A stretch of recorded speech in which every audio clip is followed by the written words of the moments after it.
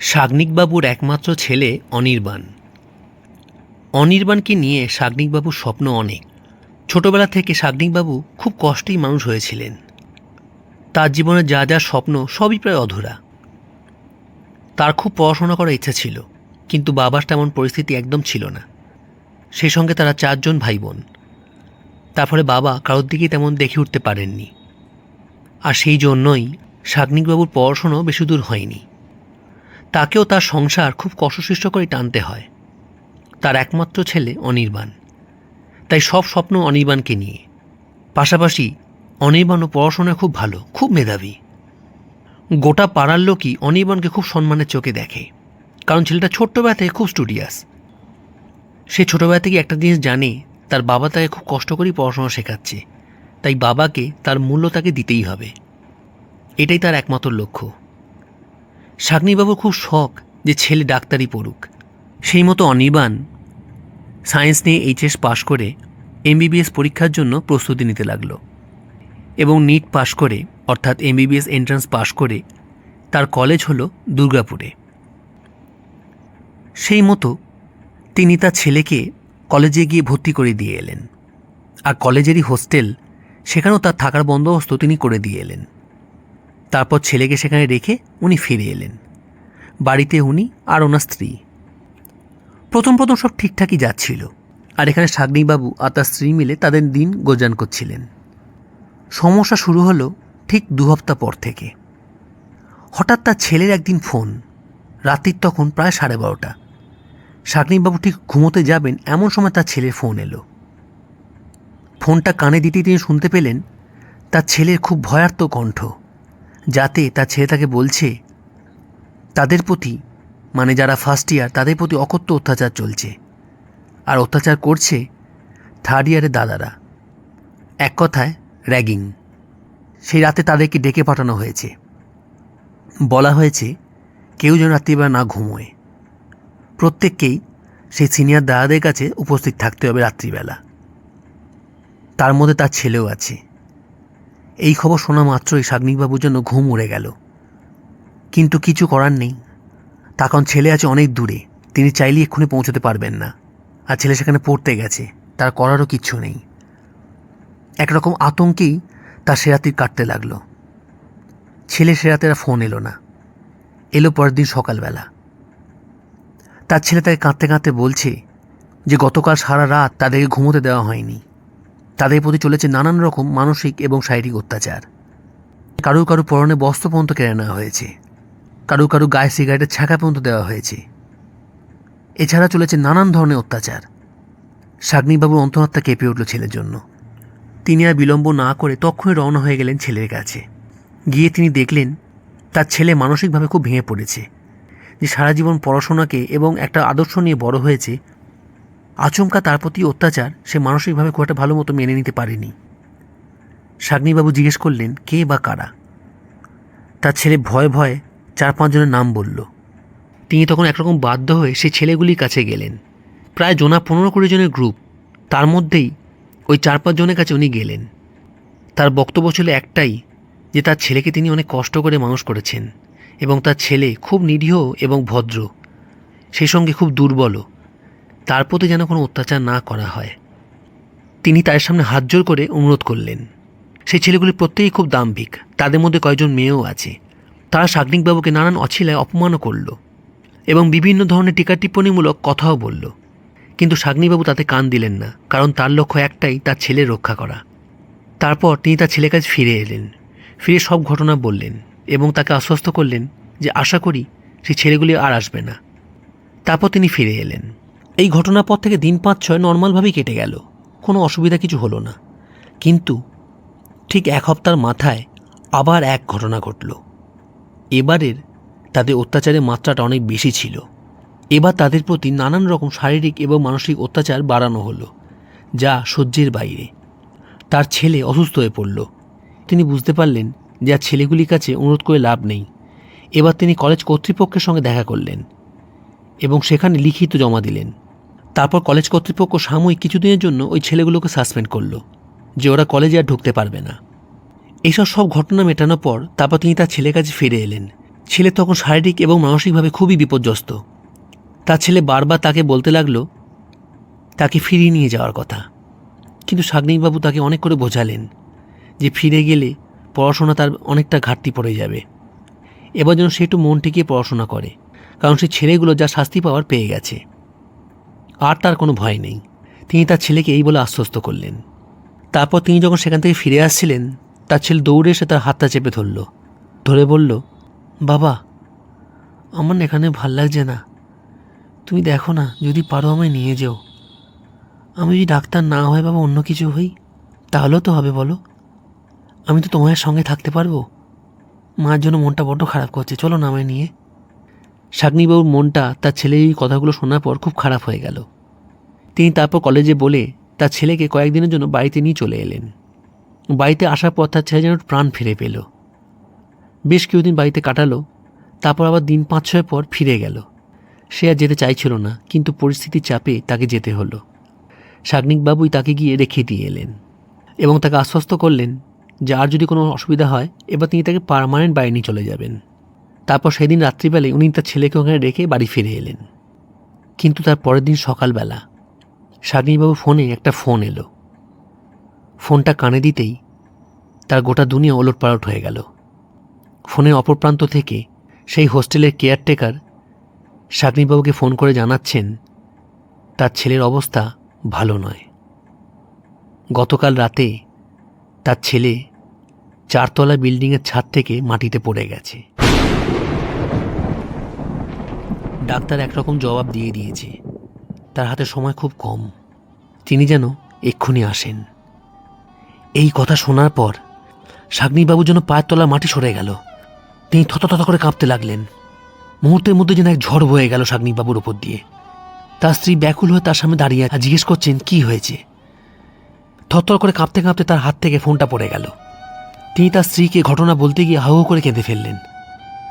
তারপর তার স্বামী স্ত্রী সঙ্গে সঙ্গে বেরিয়ে পড়লেন আর রওনা হয়ে গেলেন হাসপাতালের উদ্দেশ্যে। যখন হাসপাতালে পৌঁছলেন তারা দেখলেন তাদের ছেলে সর্বাঙ্গে ব্যান্ডেজ, তার কোনো সেন্স নেই। তিনি দৌড়ে গিয়ে তার ছেলের মাথায় হাত বোলালেন, দেখলেন তার কোনো হুঁশ নেই, সে অচৈতন্য হয়ে পড়ে রয়েছে। তারপর একজন ডাক্তার এলেন, এসে বললেন প্রায় 12 ঘন্টা হয়ে গেছে, ওর জ্ঞান ফেরেনি, আরও 12 থেকে 24 ঘন্টা আমরা দেখব, না হলে ও কোমায় চলে যাবে। উথাল পাতাল করতে লাগলো শাগনিকবাবুর অন্তরটা। তার ছেলে যে ফিরতে চায়নি, তিনি তো তাকে আশ্বস্ত করেছিলেন যে ফিরে গেলে আর কোনো ক্ষতি হবে না। তাহলে এবার কোনোভাবেই তিনি তার মনকে শান্ত করতে পারলেন না। তার স্ত্রীর শরীরটাও ক্রমশ খারাপ হতে লাগলো ওই দেখে। তিনি তখন যা হোক করে তার স্ত্রীকে সান্ত্বনা দিলেন, কিন্তু তার মন উথাল পাতাল করতে লাগলো তার ছেলের জন্য। ঠিক সেদিন রাত্রিবেলা, তখন সন্ধ্যে 7টা, মাইকে অ্যানাউন্স করে অনির্বাণের বাড়ির লোককে ডেকে পাঠানো হলো। শাগনিকবাবু দৌড়ে গেলেন। ডাক্তার তাদেরকে তাকিয়ে বললেন, আই অ্যাম সরি, আপনার ছেলে এইমাত্র মারা গেল।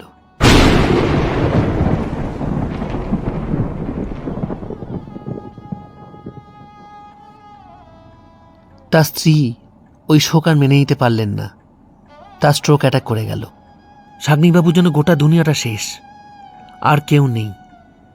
তিনি যে বেঁচে আছেন তারও যেন কোনো প্রমাণ নেই। পাগলের মতো করতে লাগলেন তিনি, সবসময় কেঁদে কেঁদে বেড়াতে লাগলেন। একদম ধূলিসাৎ হয়ে গেল গোটা সংসারটা। এই ঘটনা কয়েকদিন বাদে শাগনিকবাবু ফোনে একটা ফোন এলো।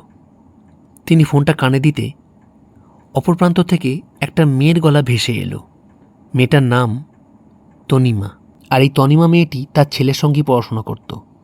তনিমা বলল, সেদিন রাত্রিবেলা সেই 5 জন ছেলে যাদেরকে কলেজ বহিষ্কৃত করেছিল তারা ফিরে এসেছিল। তারা মাঝখানে অনেকবার এসেছিল অনির্বাণকে খোঁজার জন্য, কিন্তু যেহেতু তখন অনির্বাণ বাড়ি এসেছিল, তারা অনির্বাণকে না পেয়ে ফিরে গেছিল। আর সেদিন রাত্রিবেলা তারা আবার এসেছিল। তারা যখন অনির্বাণকে পেয়ে যায়, তখন তারা অনির্বাণকে মারতে মারতে ছাদে নিয়ে যায়। তারপর তারা তাকে ছাদে নিয়ে গিয়ে বিবস্ত্র করে। বিবস্ত্র করার পর তাকে বেধড়ক মারধর করা হয়। এবং যখন অনির্বাণ আর নিজের পায়ে দাঁড়াতে পারছিল না, যখন তার শরীর প্রায় সঙ্গ ছেড়ে দিয়েছিল, তখন তারা তাকে চ্যাংদোলা করে ছাদ থেকে ফেলে দেয়। দিয়ে তারা যে যার মতো ফিরে যায়। এবং সেটা অনেকেই দেখেছে, কিন্তু তাদের আতঙ্কে কেউ মুখ খুলছে না। ওটা একটা বয়েজ হোস্টেল ছিল। আর পাশেই ছিল গার্লস হোস্টেল। আর এই তনিমা তার ঘর থেকে পুরো ঘটনাটা দেখতে পেয়েছিল। তারপর তনিমাই অনির্বাণে কিছু বন্ধুর থেকে ব্যাপারটাকে যাচাই করে এবং পুরো ঘটনাটা সে শাগ্নিবাবুকে জানায়। শাগ্নিবাবু ঘটনা শুনতে শুনতে একদম পাথরের মতো হয়ে গেছিলেন। কোনো উত্তর দেননি, চুপ করে শুনছিলেন, কারণ ততক্ষণে তার মানসিক মৃত্যু অনেক আগেই হয়ে গেছে। তারপর এই ঘটনাটা তার মনের মধ্যে যেন একটা অন্যরকম জোশ জাগিয়ে তুলল। তিনি মনে মনে ঠিক করে নিলেন তার ছেলের বদলা তিনি নেবেন, তা সে যেভাবেই হোক। তিনি একদম থানায় গিয়ে সেই ছেলেগুলোর নামে এফআইআর করলেন। কিন্তু উপযুক্ত প্রমাণ এবং প্রত্যক্ষদর্শীর অভাবে সেই ছেলেগুলোর বিরুদ্ধে পুলিশের তরফ থেকে কোনো রকম স্টেপ নেওয়া গেল না। তাদের সাময়িক অ্যারেস্ট করা হলেও পরে তাদেরকে প্রমাণের অভাবে ছেড়ে দিতে হলো। এবং ছাড়া পাওয়ার পর জানা গেল তাদের মধ্যে একজনের বাবা ছিল লোকাল কাউন্সিলর। তার ফলে তার ছেলের দাপট সেখানে খুব বেশি ছিল। আর যখন তাকে কলেজ থেকে সরানো হয়েছিল তখন সেটা তার আত্মসম্মানে লাগে। তারপর থেকেই তারা ঠিক করে নেয় যেন তেন প্রকারে অনির্বাণকে তারা সরিয়ে দেবে। আর সেই দিন মতোই তারা সেদিন রাতে সব প্ল্যান করে নিয়েছিল। কিন্তু তাদের আতঙ্কে, তাদের ভয়তে কেউ মুখ খোলেনি। ব্যাপারটা অনেকেই দেখেছে, অনেকেই জানে, কিন্তু কেউ সেটাকে নিয়ে কারোর সামনে বলার মতো সাহস দেখায়নি। শাগ্নিবাবু বুঝতে পারলেন এভাবে তিনি বিচার পাবেন না।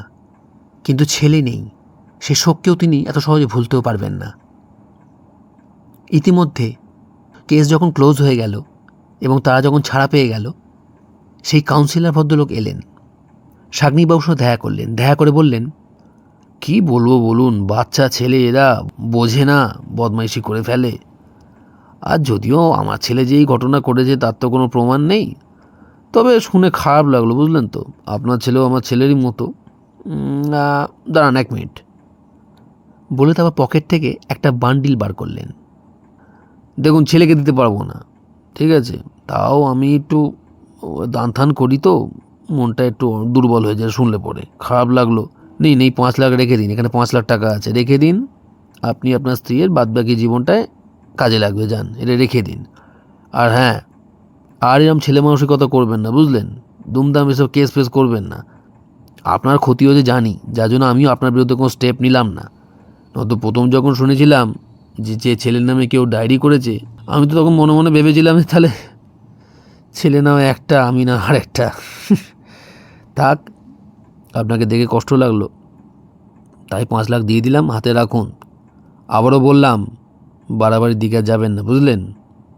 যান, ভালো থাকবেন। এই বলে তারা তাদের ছেলেকে নিয়ে গাড়ি করে বেরিয়ে গেল। শাগ্নিবাবু ওই 5 লাখ টাকার বান্ডিলটা হাতের মধ্যে চেপে ধরে রাখলেন। এই ঘটনার পর কেটে গেল প্রায় 2 মাস। আবার কলেজের মধ্যে সেই ছেলেদের এন্ট্রি হয়ে গেল। তারা দিব্যি কলেজে যাওয়া আসা করতে লাগলো। একদিন কলেজে একটা ফাংশন চলছে, সেই 5 জনও আছে। তারা ফাংশন চলাকালীনই পাশে একটা ঘরের মধ্যে গিয়ে মদ্যপান করতে শুরু করলো। সবাই তখন ফাংশন নিয়ে ব্যস্ত। আর সেই ফাংশনে চিফ গেস্ট ছিলেন সেই কাউন্সিলর, তিনিও এসছেন। আচমকাই ওখানে একের পর এক গুলির শব্দ হতে লাগল। ফাংশন সঙ্গে সঙ্গে বন্ধ হয়ে গেল।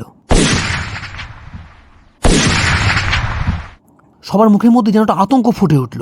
কোত্থেকে চলছে এই গুলি, একদম কাছে এত শব্দ। তার মধ্যে কয়েকজনের নজর পড়ল সেই ঘরটার দিকে। তারা দৌড়ে গেল, গিয়ে দেখল সেই 5 জনের রক্তাক্ত দেহ। আর সেখানে দাঁড়িয়ে আছেন শাগ্নিকবাবু, হাতে একটা রিভলভার। তারপর সেখানে সঙ্গে সঙ্গে কাউন্সিলরে এসে পৌঁছলো। সেই আসতেই তার পায়ের তলা মাটি সরে গেল, কারণ তার ছেলের নিথর রক্তাক্ত দেহটা তার সামনে পড়ে রয়েছে। শাগ্নিকবাবু তার হাতে বন্দুকটা ধরে চুপ করে দাঁড়িয়ে আছেন। আস্তে আস্তে তার দিকে এগিয়ে এলেন। এগিয়ে এসে বললেন, যে 5 লাখ টাকাটা আপনি আমায় দিয়েছিলেন না, বলেছিলেন না বাদবাকি জীবনটা কাটিয়ে নিতে, ওই 5 লাখে আমার বাদবাকি জীবন কাটতো না। তাই ভাবলাম আমার একমাত্র ফুটফুটে ছেলেটাকে যারা মারল, ওই 5 লাখ দিয়ে তাদের জীবনটা কেড়ে নিই। ধন্যবাদ আপনাকে, সেদিন টাকাটা দিয়েছিলেন বলে আজ আমার ছেলে বদলাটা নিতে পারলাম। একবারে হুলুস্থুল কাণ্ড হয়ে গেল। তারপর পুলিশ এলো। শাগ্নিকবাবু অ্যারেস্ট হয়ে গেলেন। তাকে যখন কোর্টে তোলা হলো, তিনি কোর্টে উঠে বললেন যে তিনিই মেরেছেন 5 জনকে। এবং তাতে কোনো আক্ষেপ নেই। তার ছেলে তো অনেক আগেই মারা গেছে, আর সেই ঘটনার 2 দিন আগে তার স্ত্রীও মারা গেছেন। আজ তিনি একা, আজ তিনি হাত পা ছাড়া, আজ আর তার কোনো ভয় নেই। তাই তিনি মহামান্য আদালতের কাছে তার নিজের মৃত্যু কামনা করলেন। জাজ রায় দিলেন তাকে মৃত্যুদণ্ড নয়, তাকে যাবজ্জীবন কারাদণ্ড দেওয়া হলো, 14 বছরের সশ্রম কারাদণ্ড। পরে খবর পাওয়া গেল এই ঘটনার ঠিক 7 বছরের মাথায় শাগনিকবাবু জেলের মধ্যেই মারা গেছেন। তিনি দীর্ঘদিন ধরে নানান রকম শারীরিক পীড়ায় ভুগছিলেন।